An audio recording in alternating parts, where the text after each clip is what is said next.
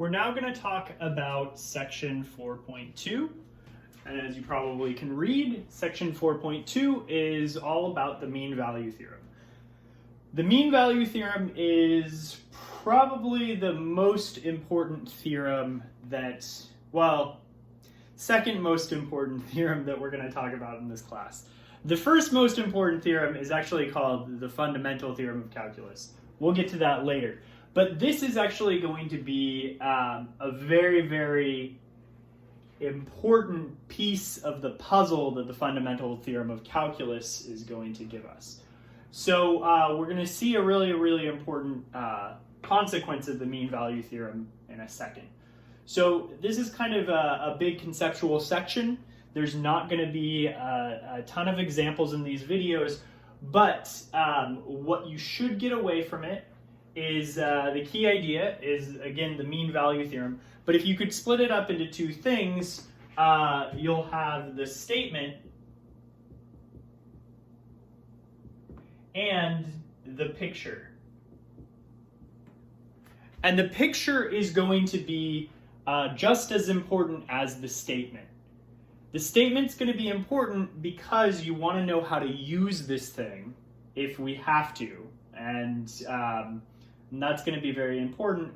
But the picture is going to conceptually kind of meld what the statement is saying to some geometry. So what the mean value theorem says is if you have a function f, and it has to satisfy two requirements. The first is that f is continuous on some closed interval, a to b. And so you can kind of think of it in this picture, a to b, it's continuous, there are no breaks. And the second one is that f is differentiable on, so we don't want it to be differentiable on this entire interval. What we want it to be differentiable on is the open interval from a to b. And so what that means is it really doesn't mean anything to be differentiable to the endpoints of this curve. That's because a tangent line doesn't really make sense. You'd have to be considering one-sided limits. So what we do is every point inside this curve, not the endpoints, we want it to be differentiable at that point, or we want there to be a tangent line at that point. So all of the values between a and b. Well, as long as you satisfy this, then there is going to be a number c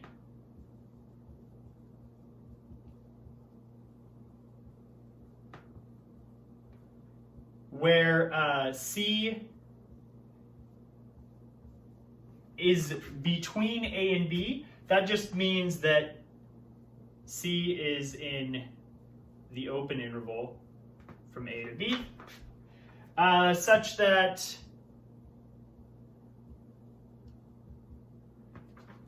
two things, well, one thing.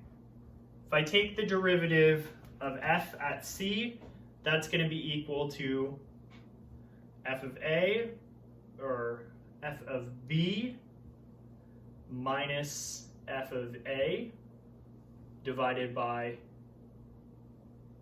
b minus a. Equivalently, you could also write this as f prime of c times b minus a equals f of b minus f of a. So these are two kind of equivalent things, this and this equation here. So what does this mean, though? Okay, so this is your theorem. This is what it says. As long as f is a function satisfying these two things, then there's some number c between a and b where this is true. Well, in this picture, what we have is we definitely have that these requirements are satisfied. So they're going to be satisfied. We have that it's continuous, and it definitely looks differentiable there. But if we're looking at the right-hand side of this equation here, notice what this is if I look at this point, this is the point A, comma, f of A, and this is the point B, comma, f of B. All this is the slope of the secant line going through these 2 points. So if I draw kind of that secant line there, and I wanted to compute the slope of that secant line, it would be equal to this. We already know that the derivative is the slope of a tangent line at some value c, at some x value c at that point. And so what this is saying is that there's going to be some value c where if I go up and look at the tangent line at that point, it's going to be parallel with the secant line that goes through the endpoints of that curve. So again, what the mean value theorem says is it asserts the existence of a tangent line that is parallel to the secant line connecting the 2 endpoints of the curve. And that's what this statement says. Before we go into the proof of the mean value theorem, so again, what we're going to do is we'll save proofs to the end of the video and you can watch them. Again, the most important thing about the mean value theorem is to take away the statement and the picture of it. And but let's use an example of it. So again, the statement of the mean value theorem says that if you have a continuous function on a closed interval from a to b, and it's differentiable between the points a to b, but the open interval, and then what it says is there's a number c between a and b, such that f prime of c is equal to f of b minus f of a divided by b minus a. So how will we use this? Well, here's an idea. The question says if f of 0 is equal to -1 and f prime of x is less than or equal to 10 for all x, how large can f1 be? So if we want the solution, one way to do this is to employ the mean value theorem. So again, we don't know what the function f looks like.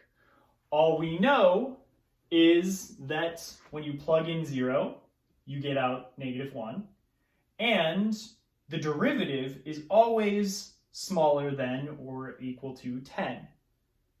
And this is for all x. But one thing you know is you know that f is differentiable everywhere,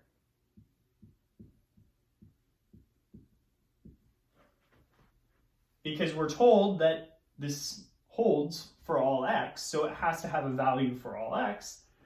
And you know that differentiable implies continuous, so f is continuous everywhere.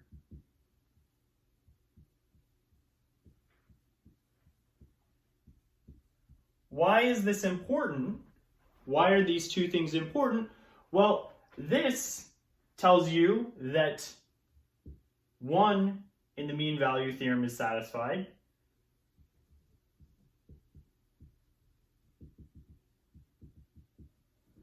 And this one here tells you that mean value theorem, point 2, is satisfied. So we can use the mean value theorem. And what we're going to do is we're going to apply mean value theorem to the closed interval from 0 to 1. And so since we know that f is differentiable everywhere and it's continuous everywhere, well, it's going to be continuous on this entire interval here, and it's going to be differentiable on the open interval from 0 to 1. So we know there is some c where c is between 1 and 0, such that if you plug in c to the derivative of f, you get f of 1 minus f of 0 divided by 1 minus 0. But this is just 1 in the denominator, so you're going to get that f prime of c is equal to f of 1 minus, what is f of 0 equal to? It's equal to -1. We're using that here. And so what we get is that, I'm actually going to rewrite it like this. F of 1 plus 1 has to be equal to f prime of c. And then what I'm going to do is I'm going to use my second piece of information. The derivative is always going to be smaller than or equal to 10. Well, this is definitely the derivative, so this is going to be smaller than or equal to 10. And so that means that if I have f of 1 plus 1 smaller than or equal to 10, f of 1 is going to be smaller than or equal to 9. And so f of 1 cannot be larger than 9.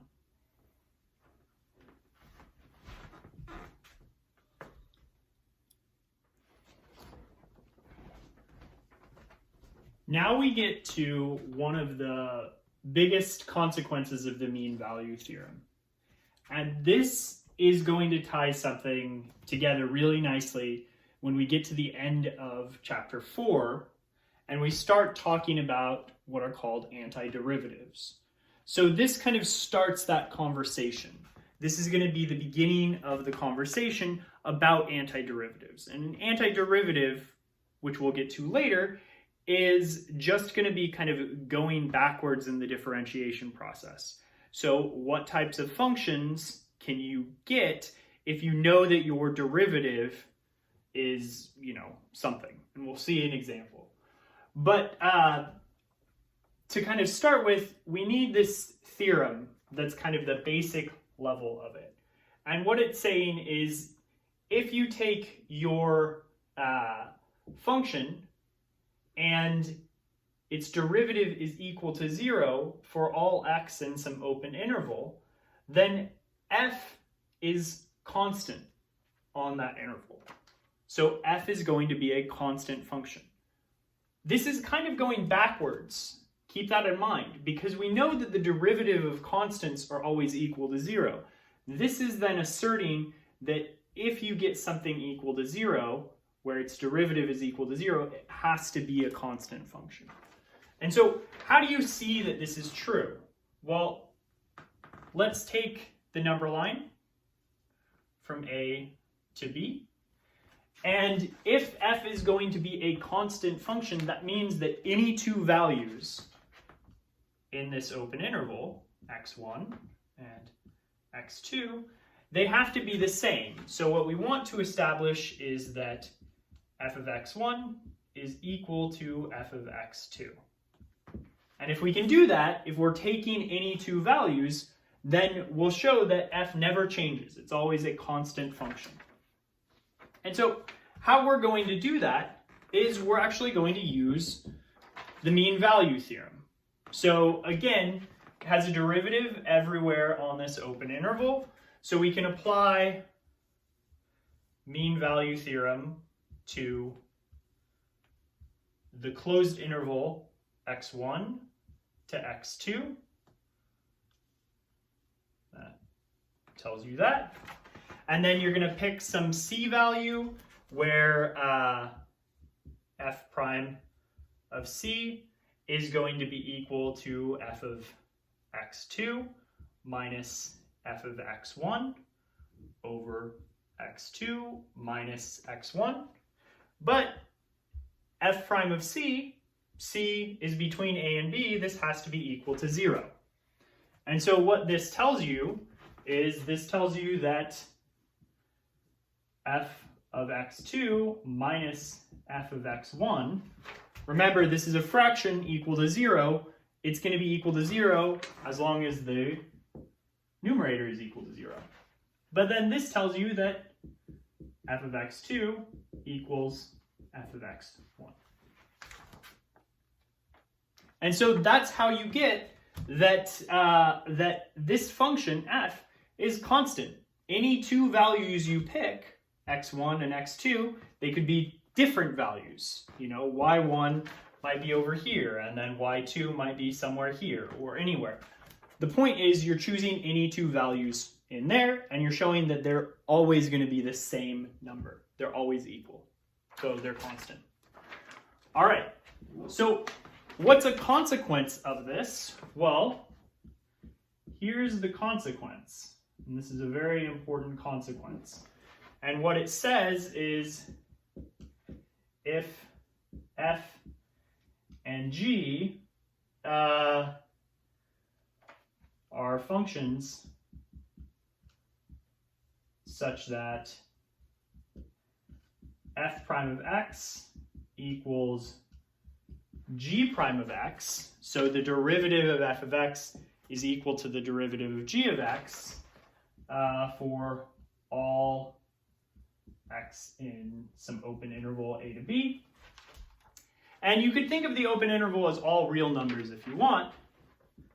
Then f prime of x minus, f of x minus g of x is a constant on a to b. i.e., in other words, the function f of x is equal to the function g of x just plus some constant. Okay, so you might be saying like, okay, that's kind of weird. What does that mean? How do we employ that? Well, what this means is that, say, I have a function g where if I take the derivative, I get cosine of x. Well, that tells me that the only functions that are going to look like this are going to be sine of x plus some constant. So this is kind of an example. Again, remember, we know that sine of x has derivative cosine of x. Well, what are the functions that have derivatives equal to cosine of x? They're exactly functions that look like this, where it's going to be sine of x plus some constant. And no other function will have the derivative cosine of x. That's what's special about this consequence. And that's going to be very, very fundamental when we get to the fundamental theorem of calculus. We're to the point now where we're proving some of these theorems. So we're going to get started on proving the mean value theorem.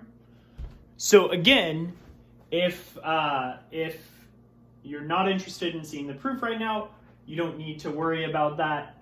It's always a good idea to watch these things to see how they're proved, especially if you're going to go further in math classes. But the most important thing from this section is, again, the statement of the mean value theorem, how you might use it, and then also the picture. Picture is very important. So before we prove the full mean value theorem, we're going to prove a smaller version of it, a special case. It's actually equivalent, but it's going to help us prove the mean value theorem, and it's a little bit easier to prove itself.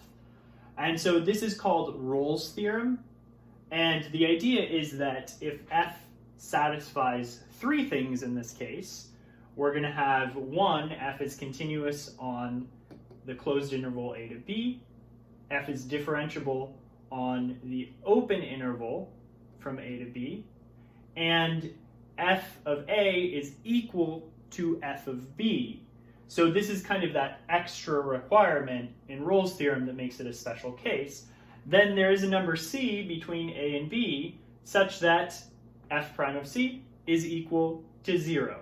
And so again, all this is saying is if you're using the mean value theorem, if the right-hand side is equal to 0 because the top numbers in the denominator are the same, or the top numbers in the numerator in that fraction are the same, you'll get 0 there. Then what you're getting is you're getting this thing here. So again, this is just a special case of the mean value theorem. Okay, so we're going to prove this now. So proof. We're going to split it into 3 cases. Case 1, f of x is k, which is a constant.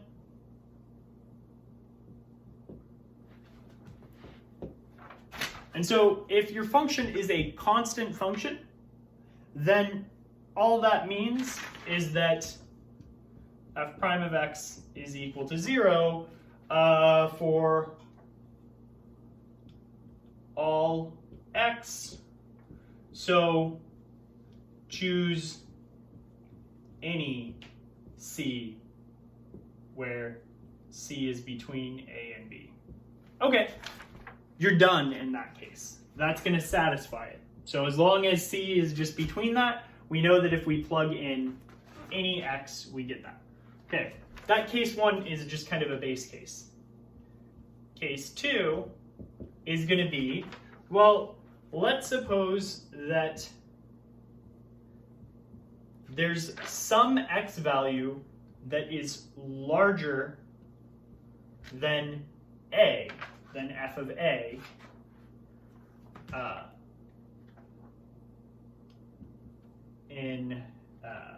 for some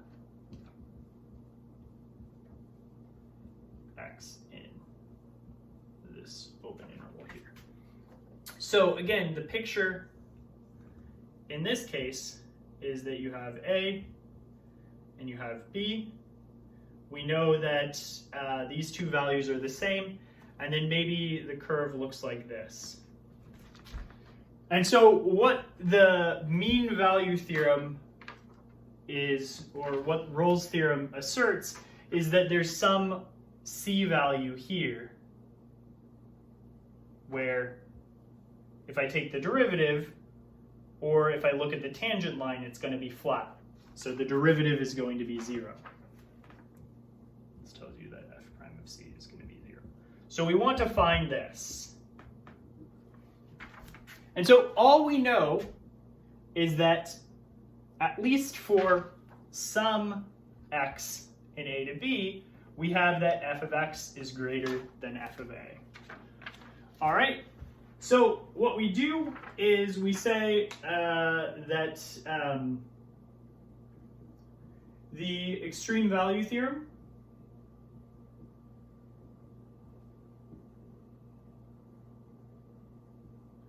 tells us f has a maximum value in this closed interval, right? We know that there has to be some maximum value, and that can't be an endpoint.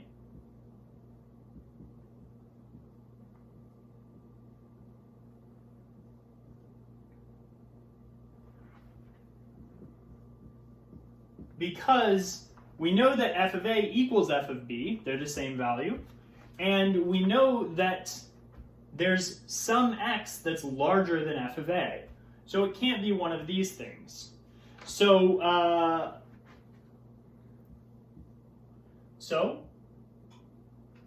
the maximum value is a critical number. So this is the important point. We know it's going to be a critical number. And we also know that f is differentiable everywhere. So it's a critical number.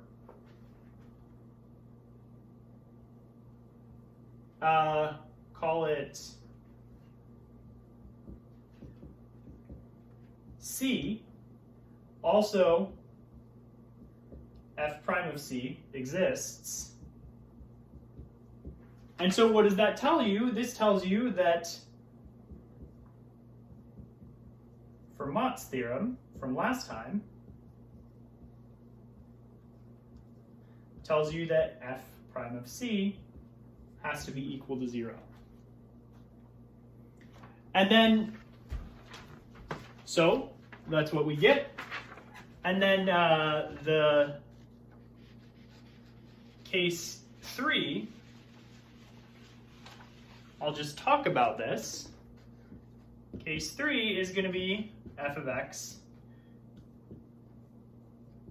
is less than f of a for some x in the open interval a to b. And the argument stays the same, except you say that the extreme value theorem tells us f has a minimum value.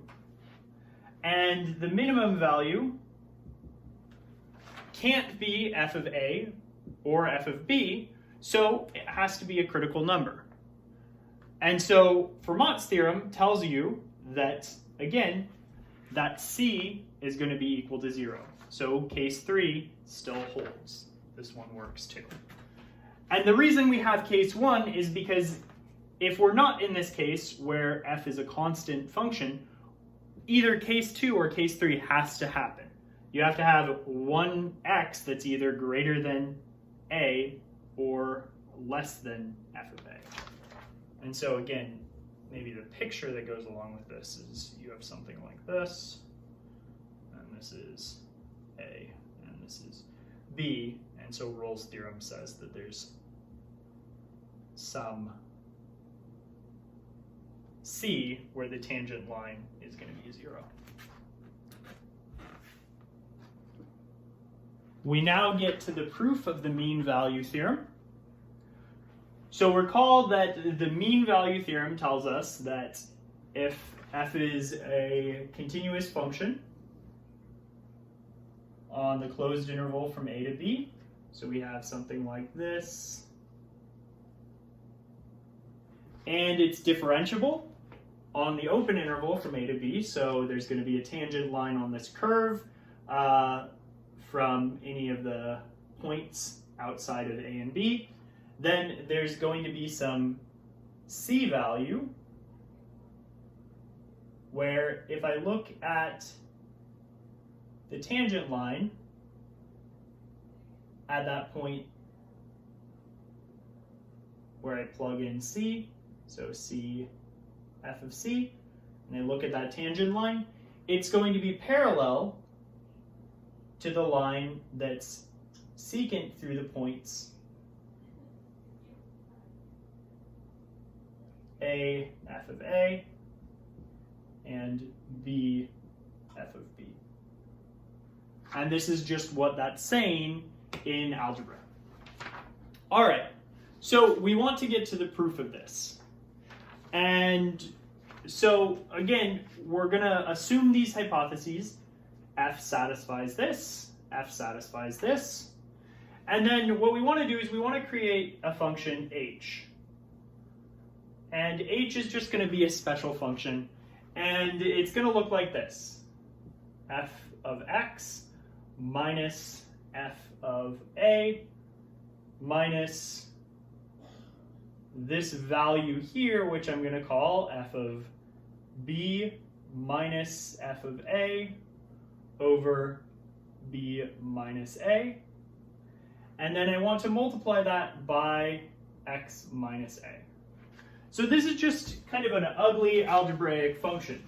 But you're going to see in a second why it's kind of created in this way. It's created in this way so we can apply Rolle's theorem. So this is kind of an adjusted function, so we're going to get Rolle's theorem in a special way.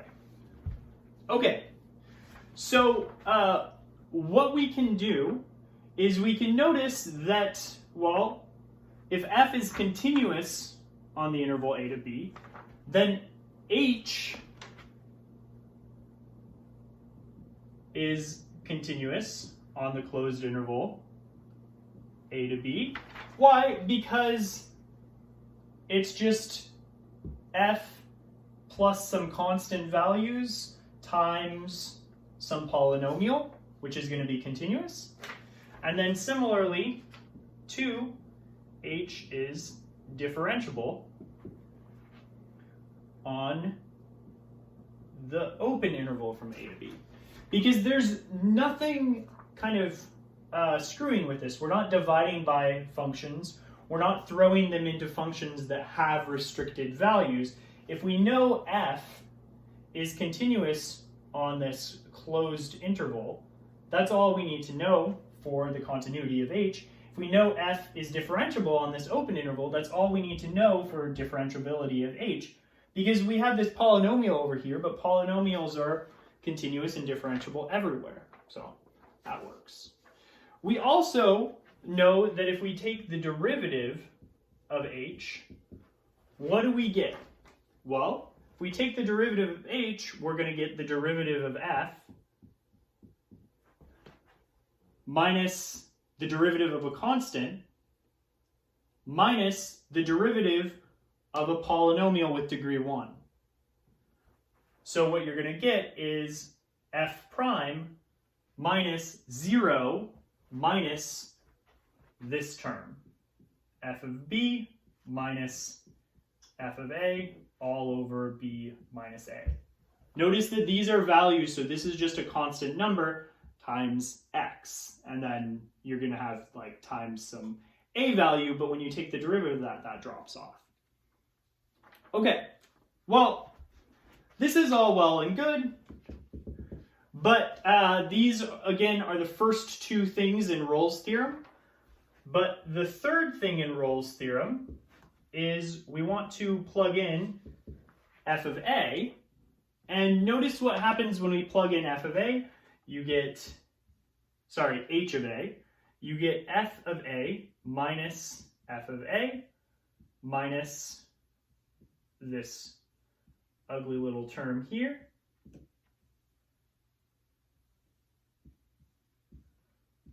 Times a minus a. But this is going to be 0. You have a minus a, which is 0 times something. So you're going to get 0 times 0, which is 0. And what happens when you plug in b?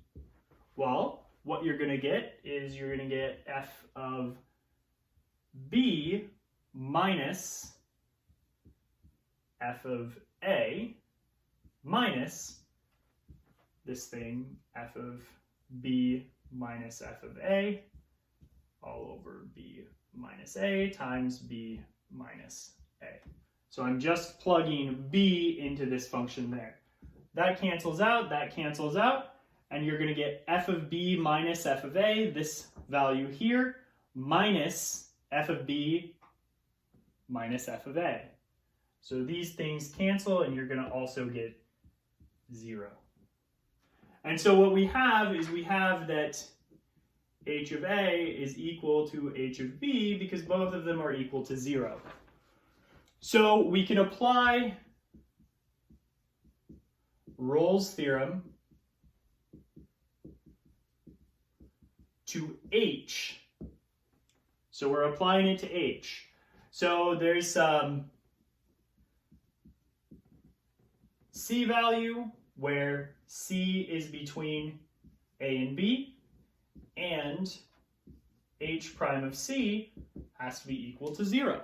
That's what Rolle's theorem says. But we computed the derivative of h. That's also going to be equal to f prime of c minus f of b minus f of a all over b minus a. In other words, f prime of c is equal to f of b minus f of a all over b minus a. And that's the mean value theorem there. So you can see where this kind of magical function h comes up into play. And this is how proofs work, is you screw around with things until you come up with something that works. So if this isn't 100% obvious why you would come up with this, that's okay. You don't need to, it's a lot like magic. You work with things until they appear, and you don't always reveal your secrets, because not everything is kind of natural. Even if the statement is kind of natural, it has this nice picture to it, it has this explanation, the proof of it isn't always going to feel very natural. Okay. Thank you for your attention.